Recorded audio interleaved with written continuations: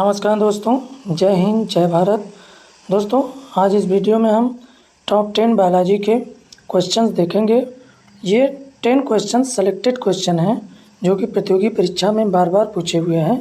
तो एक बार परीक्षा में जाने से पहले इसको एक बार ज़रूर देखें, तो आप वीडियो के अंत तक ज़रूर बने रहें।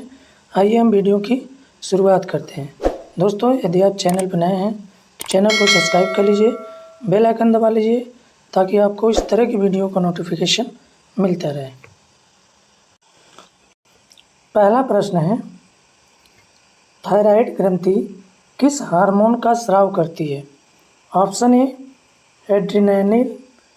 Adrenaline, insulin, oxytocin, option D है थायरॉक्सिन। तो थायराइड ग्रंथि किस हार्मोन का स्राव करती है? Option adrenaline, B option insulin, C option oxytocin, D option thyroxine. तो दोस्तों, इन चारों ऑप्शन को हम बारी बारी से इनके बारे में देख लें, हमें क्लियर हो जाएगा। तो आइए हम इन चारों को एक एक करके देख लेते हैं हार्मोन्स को। इसमें पहले हार्मोन को हम देख लें, एड्रीनलिन। ये हार्मोन जो है एक हार्मोन है जो अधिवृक्क ग्रंथियों द्वारा स्रावित होता है। क्लियर? एड्रीनलिन जो हार्मोन है वो जो अधिवृक्क ग्रंथियों या एड्रेनल ग्लैंड द्वारा जो है स्रावित होता है।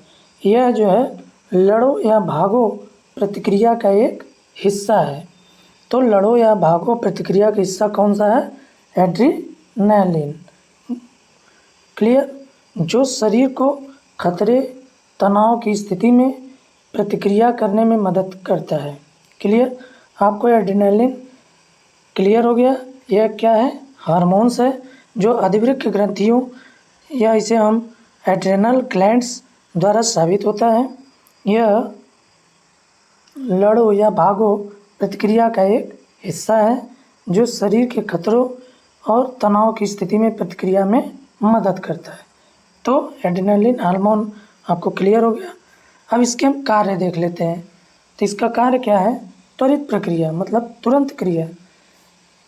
एड्रेनलिन हार्मोन जो होता है शरीर को तत्काल प्रतिक्रिया के लिए तैयार करता है, मतलब तुरंत शरीर में प्रतिक्रिया के लिए जो है तैयार करता है। जैसे कि किसके लिए? जैसे दिल की धड़कन तेज होना, सांस लेने की गति बढ़ना और मांसपेशियों में तनाव बढ़ना, ये जो है इसके कार्य है। तो ये जो कार्य करता है त्वरित कार्य करता है, मतलब तुरंत। क्लियर? अब अगला देख लेते हैं। अभी ऑप्शन में था इंसुलिन। अब इंसुलिन के कार्य क्या है उसको देख लेते हैं। तो इंसुलिन का कार्य है रक्त शर्करा को नियंत्रित करना। पहले हम जान लेंगे इंसुलिन का कार्य क्या है? रक्त शर्करा को नियंत्रित करना। इंसुलिन रक्त में ग्लूकोज की मात्रा को कम करके रक्त शर्करा के स्तर को क्या करता है? नियंत्रित करता है। एक बार फिर से देख लेते हैं, काफ़ी इंपॉर्टेंट है। तो इंसुलिन रक्त में जो है ग्लूकोज की मात्रा को कम करके रक्त शर्करा के स्तर को जो है क्या करता है? नियंत्रित करता है। ग्लूकोज का जो सूत्र होता है C6H12O6। क्लियर? इसको ग्लूकोज रासायनिक सूत्र है ये C6H12O6। क्लियर? आगे चलते हैं। इंसुलिन हार्मोन का दूसरा नाम क्या है? इसे हम मधुसूदनी। काफ़ी इंपॉर्टेंट क्वेश्चन यहाँ से बन सकता है कि इंसुलिन हार्मोन का दूसरा नाम क्या है। काफ़ी बार पूछा हुआ प्रश्न भी है, तो यहाँ से ये आपको क्लियर हो जाएगा। तो इंसुलिन हार्मोन का दूसरा नाम क्या है? मधुसूदनी। क्लियर? अब 1921 में इसी दिन कनाडा के सर्जन डॉक्टर फ्रेडरिक बेंटिंग और मेडिकल छात्र चार्ल्स वेस्ट ने पहली बार हार्मोन इंसुलिन को जो है सफलतापूर्वक अलग किया। कहाँ के? कनाडा के डॉक्टर सर्जन फ्रेडरिक बेंटिंग और मेडिकल छात्र चार्ल्स वेस्ट ने। क्लियर? इंसुलिन ऑप्शन बी हमारा ऑप्शन क्लियर हो गया, ये हमने देखा। तो आइए आगे चलते हैं। अगला ऑप्शन आता है ऑक्सीटोसिन। क्लियर? तो ऑक्सीटोसिन एक जो है प्राकृतिक हार्मोन है जिसे प्रेम हार्मोन भी कहते हैं। क्वेश्चन पूछ लिया जाएगा प्रेम हार्मोन किसे कहते हैं? ऑप्शन दे देगा कई हार्मोन को, उसमें क्या है? कौन सा? Oxytocin hormone. इसे प्रेम हार्मोन भी कहा जाता है। यह मस्तिष्क में हाइपोथैलेमस में बनता है और पिट्यूटरी ग्रंथि द्वारा रक्त में स्रावित होता है। ऑक्सीटोसिन के मुख्य कार्य। अब पिट्यूटरी ग्रंथि की बात आई है तो पिट्यूटरी ग्रंथि को जो है हम मास्टर ग्रंथि भी कहते हैं। क्लियर? पिट्यूटरी ग्रंथि को मास्टर ग्रंथि भी कहते हैं। क्वेश्चन पूछ लिया जाता है मास्टर ग्रंथि किसे कहते हैं, तो पिट्यूटरी ग्रंथि को मास्टर ग्रंथि कहते हैं। यहीं पे क्वेश्चन और क्लियर हो गया। आगे चलते हैं कि ऑक्सीटोसिन के मुख्य कार्य क्या है। यह गर्भाशय के संकुचन को बढ़ाकर प्रसव को शुरू करने या जारी करने में मदद करता है। गर्भाशय अवस्था में संकुचन को बढ़ाकर जो प्रसव को शुरू करने या जारी करने में मदद करता है ऑक्सीटोसिन हार्मोन। और एक कार्य और है स्तनपान के दौरान दूध के स्राव को जो है उत्तेजित कर देता है। क्लियर? तो ये रहा हमारा ऑक्सीटोसिन हार्मोन। क्लियर हो गया होगा आपको। आगे चलते हैं। तो अगला ऑप्शन है ऑप्शन डी। पहले क्वेश्चन में हम लोग एक एक ऑप्शन को देखते आए हैं, ए ऑप्शन, बी ऑप्शन, सी। अब हमारा डी हो गया। अब डी में है थायरोक्सिन हार्मोन का क्या काम है। कहीं थायरोक्सिन है, कहीं थायरॉक्सिन है, तो इसको आप एक बार देख लीजिएगा, हिंदी मिस्टेक। क्लियर? तो थायरॉक्सिन हार्मोन का काम क्या है? इसका काम है हृदय और मांसपेशियों के स्वास्थ्य, मस्तिष्क के विकास और हड्डियों के रखरखाव का समर्थन करना। क्वेश्चन पूछ लिया जाएगा कि हृदय और मांसपेशियों के स्वास्थ्य, मस्तिष्क के विकास और हड्डियों के रखरखाव का समर्थन कौन सा हार्मोन करता है, तो थायरॉक्सिन, या हम इसको हिंदी मिस्टेक का थायरॉक्सिन भी बोलते हैं। तो ये हमारे चारों ऑप्शन क्लियर हो गए। अब आते हैं हम क्वेश्चन पे। इन चारों ऑप्शनों को हमने बारी बारी से देख लिया, इन हार्मोन का काम भी देख लिया। तो क्वेश्चन है कि थायराइड ग्रंथि किस हार्मोन का स्राव करती है, तो यहाँ पर राइट आंसर हो जाएगा ऑप्शन डी, थायरॉक्सिन हार्मोन का शुरुआत करती है। Right answer thyroxine. अगला प्रश्न है प्रश्न नंबर 2। मनुष्य की आंख में कौन सा लेंस होता है। ऑप्शन ए अवतल लेंस, ऑप्शन बी समतल लेंस, ऑप्शन सी दोहरा, ऑप्शन डी उत्तल लेंस। तो मनुष्य की आंख में कौन सा लेंस होता है, तो राइट आंसर हो जाएगा ऑप्शन डी, उत्तल लेंस। मनुष्य की आंख में कौन सा लेंस होता है, उत्तल लेंस। अब लेंस क्या है इसको हम देख लेते हैं। अब हम लेंस के बारे में देख लेते हैं, चीज़ें हमें क्लियर होती जाएंगी। थोड़ा वीडियो लंबा हो रहा है। लेंस दो प्रकार के होते हैं। लेंस जो होते हैं दो प्रकार के, कौन कौन? उत्तल लेंस, अवतल लेंस। क्लियर? उत्तल लेंस और अवतल लेंस। लेंस का जो फार्मूला होता है 1/f बराबर 1/v, 1/f बराबर 1/v माइनस 1/u। क्लियर? तो 1/f बराबर 1/v माइनस 1/u, जहाँ f जो है क्या है, फोकस की दूरी, v जो है प्रतिबिंब दूरी, f जो है फोकस दूरी, v जो है प्रतिबिंब दूरी, f जो है फोकस दूरी, v प्रतिबिंब दूरी, u जो है वस्तु की दूरी। यह सूत्र उत्तल और अवतल दोनों प्रकार के लेंसों के लिए लागू होता है। कौन सा सूत्र? 1/f बराबर 1/v माइनस 1/u। v जो है यहाँ आपका जो है प्रतिबिंब दूरी, u जो है वस्तु की दूरी, f जो है फोकस दूरी। ठीक, आगे चलते हैं। आमतौर पर कांच या प्लास्टिक के बनाए जाते हैं लेंस, जो है आमतौर पर जो है कांच या प्लास्टिक के बनाए जाते हैं। लेंस की क्षमता को डायोप्टर में मापा जाता है। वेरी वेरी मोस्ट इम्पॉर्टेंट, बहुत बार क्वेश्चन पूछा हुआ है। लेंस की क्षमता किस में मापते हैं, तो डायोप्टर में। क्लियर? एक क्वेश्चन आपका यहाँ से क्लियर हो गया। तो यहाँ पे हमारा मनुष्य की आँख में कौन सा लेंस होता है, वो उत्तल लेंस। लेंस की क्षमता जो है डायोप्टर में मापते हैं। आगे अगला प्रश्न है वायरस का अध्ययन क्या कहलाता है। वायरस का अध्ययन क्या कहलाता है? Option A paleology, option B bacteriology, option C हेरिटोलॉजी, ऑप्शन डी वायरोलॉजी। तो वायरस का अध्ययन क्या कहलाता है? तो यहाँ पे राइट आंसर हो जाएगा वायरोलॉजी। और इन तीनों को हम देख लेते हैं।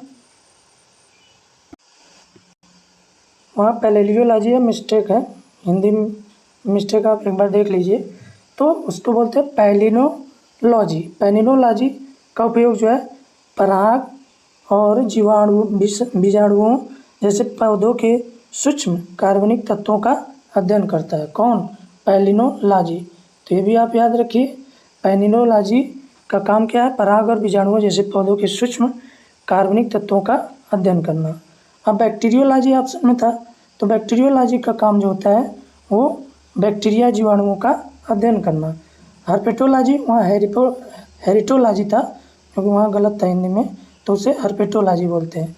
तो हर्पेटोलॉजी पूछ लेगा का उपयोग उभयचरों और सरीसृपों में के अध्ययन के लिए हम हर्पेटोलॉजी का प्रयोग करते हैं। हर्पेटोलॉजी उभयचरों और सरीसृपों का अध्ययन करता है। बैक्टीरियोलॉजी जीवाणुओं बैक्टीरियो का अध्ययन। पैलिनोलॉजी पराग और बीजाणुओं जैसे पौधों के सूक्ष्म कार्बनिक तत्वों का अध्ययन करता है। क्लियर दोस्तों? आप इसको एक एक याद कर लीजिए, ये क्वेश्चन में कहीं से भी पूछ ले आप उसको टिक मार सकें। यहाँ ऑप्शन में हेरिटोलॉजी, यहाँ हम उसको बोलेंगे हर्पेटोलॉजी। हर्पेटोलॉजी, तो ये मिस्टेक है। इस क्वेश्चन का राइट आंसर हो जाए वायरस का अध्ययन क्या कहलाता है? वायरोलॉजी।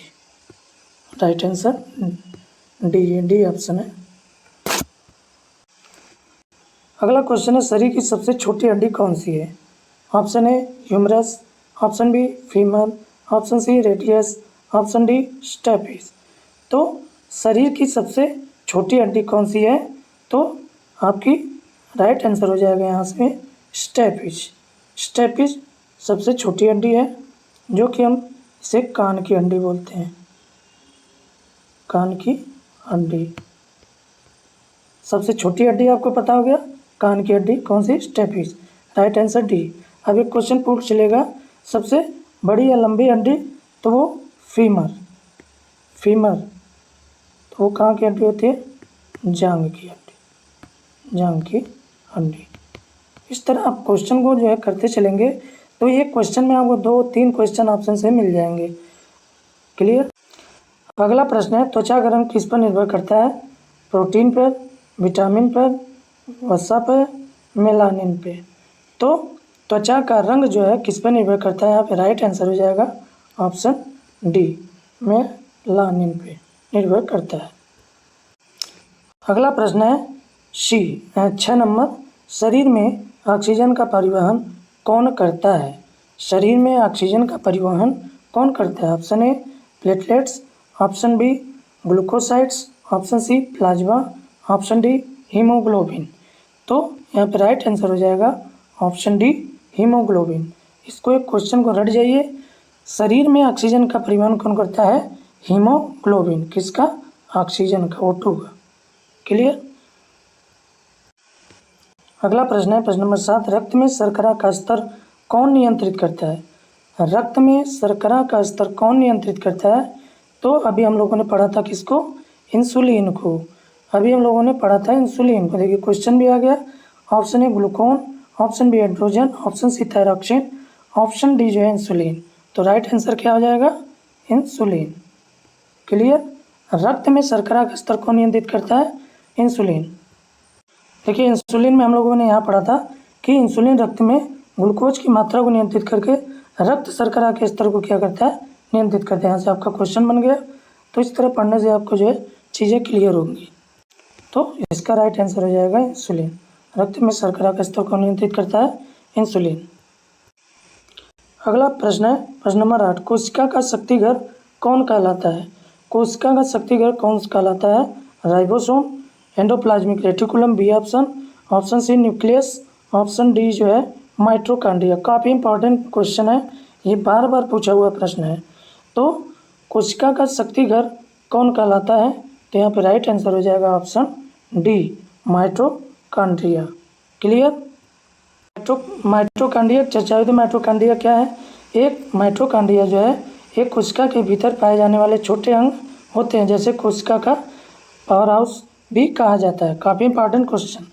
कोशिका का पावर हाउस किसे कहा जाता है? माइटोकॉन्ड्रिया को।